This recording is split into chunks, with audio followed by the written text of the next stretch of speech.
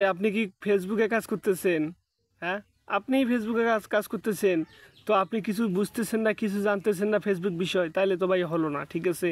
Facebook বিষয়ে বুঝতে হবে যে ফেসবুক কিসের উপর ভিত্তি করে আমাকে ইনকাম সোর্স চালু করে দেবে, মানে কন্টেন্ট মনিটাইজেশন সেটআপটা দিয়ে দেবে ভাই। এটা আপনাকে বুঝতে হবে, ঠিক আছে? তো আপনি হুদাই আপনি ফেসবুকে আপনি ভিডিও আপলোড করলেন, রিলস আপলোড করলেন। এটা হলো না ভাইয়া, ঠিক আছে? আপনাকে ফেসবুকে কাজ করতে গেলে আমি আরেকটা জিনিস আপনাদেরকে ধারণা দিয়ে দিই যে অনেক কন্টেন্ট ক্রিয়েটর আছে যে দেখা যাচ্ছে সে 10 থেকে 15 দিন বা 20 দিন লাগাতার দিনে 10টা 20টা করে ভিডিও আপলোড করতেছে, দেখতে পারতেছে 50টা 20টা 100টা সর্বোচ্চ 500টা ভিউজ হচ্ছে। তো এই ভিউজ দেখে সে তারা ভিতর থেকে ভেঙে পড়তেছে এবং কন্টেন্ট ক্রিয়েশন ছেড়ে দিচ্ছে। এই যে এইরকম হয় কিন্তু ভাই, ঠিক আছে? কারণ আমি আপনাদেরকে একটা ভালো একটা সাজেশন দেই। ফেসবুকে কাজ করতে গেলে বা আপনি যে কোনো প্ল্যাটফর্মে কাজ করেন, আপনার মানে প্রচণ্ড পরিমাণ ধৈর্য শক্তি থাকতে হবে। ধৈর্য ছাড়া কোনো কিছুই হবে না। আপনি প্রথম দিকে এসে যদি বলেন আমি ইনকাম করব, তাহলে আপনি ভাই সাকসেস হতে পারবেন না। আপনাকে এখানে একটা জিনিস মাথায় রাখতে হবে। আপনি ধরে নেন যে আপনি এখানে কাজ করতেছেন, মানে আপনি মানে স্কুলে লেখাপড়া করেন না, মানে স্কুলে যখন লেখাপড়া করেন তখন কি আপনি ইনকাম করেন না?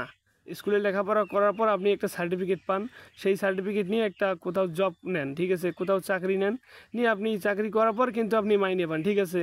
তাইলে হলো কি আপনি যে 10টা বছর লেখাপড়া করলেন তারপর একটা সার্টিফিকেট পেলেন।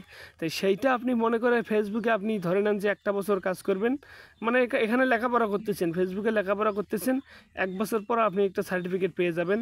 এই সার্টিফিকেট দিয়ে আপনি চাকরি করে টাকা ইনকাম করবেন। তো ফেসবুকের সার্টিফিকেটটা হচ্ছে কি কন্টেন্ট মনিটাইজেশন, ঠিক আছে?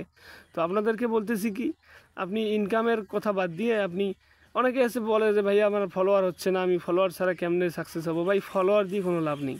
আপনি ধরেন আচ্ছা আমি আমি আপনাকে কন্টেন্ট মনিটাইজেশন সেট আপ করে দেবো, একটা আমি পেজ আপনাকে দিয়ে দেবো, ওটাতে কন্টেন্ট মনিটাইজেশন সেট আপ থাকবে।